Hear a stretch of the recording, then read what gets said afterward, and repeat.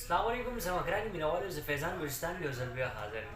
ملګرو، تاسو په سکرین باندې دا تصویر صحیح کو زرداد بلبل د پښتو ډېر غټ کامیډي اکټر دی. او بل چې دی نو تاسو دا تصویر ورسره دا ښځه صحیح کړه، خالده یاسمین.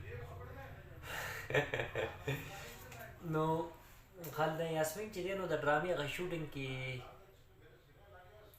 ته تللې وه، نو هلته کې زرداد بلبل چې دی نو په غېږ کې راوچت کو، چې څنګه تاسو تصویر هم صحیح کو، نو غېږ کې راوچت کو، ورته یې صبر وکړه زه دې اوچتومه.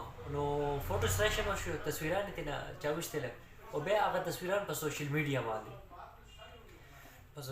باندې پرون ما فیسبوک باندې د دې هغه تصویر مې صحیح کو، خو بلا د دنیا ورته کنځلې راغلي دي، ورته څوک څه وایي څوک څه وایي، چې څنګه چا دا تصویر کتله، څوک رنګ ورته کنځلې کوي. نو زما دا میسج خالده یاسمین ته دی او زرداد بلبل ته دی. نو بلبل صاحب خبره داسې ده، ستا چې دی نو عمر هم سم سیوا دی زیات، یعنی 50 نه ابف دی، او خالده یاسمین هم چې دی نو څه ورکوټې ماشومه نه ده، هغه هم چې دی نو 24 کې پخوانی د زړه ښځه ده. نو تا چې کوم دا حرکت وکړو، ستا د حرکت سره ستا کیریر، ستا دا ایمیج د خلکو چې څه ټایم صحیح کو، یو وي که نه چې انسان په ډرامې کې ایکټینګ کوي، نو دا ډرامې نه هټ کې تا چې دی نو زرداد بلبل دی داسې په غېږ کې اوچت کړی دی، خلکو درته رنګ کنځلې کړي دي. نو کمنټس یې زه تاسو ته نشم ښکاره کولی، ښه د دنیا خلکو ورته کنځلې کړي دي، ښه چې دی نو خالده یاسمین زما تا ته دا میسیج دی، آینده دپاره شوټینګ دوران کې داسې حرکت ونه کوي چې کوم کې ستا د عزت او کیریر دی خراب شي، ولې ته یوه ښځه ذات یې، تا سره دا کار خوند نه کوي.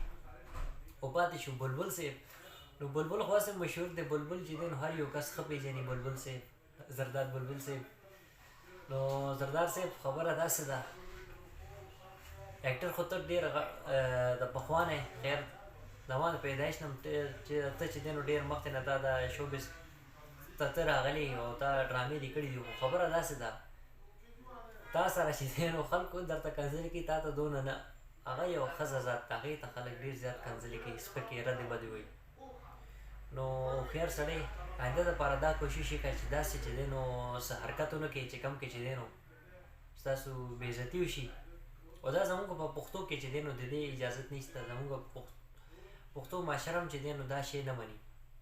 بس دوستانو، زما دا میسج دا پیغام و چې ویډیو کې ما نه څه غلطي شوي او یا زما خبرې په چا باندې بدې لګېدلي، نو زه بخښنه غواړم. انشاءالله دوستانو ډېر ژر یوې نوې ویډیو کې به ملاقات کېږي. تر هغې پورې تاسو نه اجازت غواړم، د لوی الله په امان، والسلام.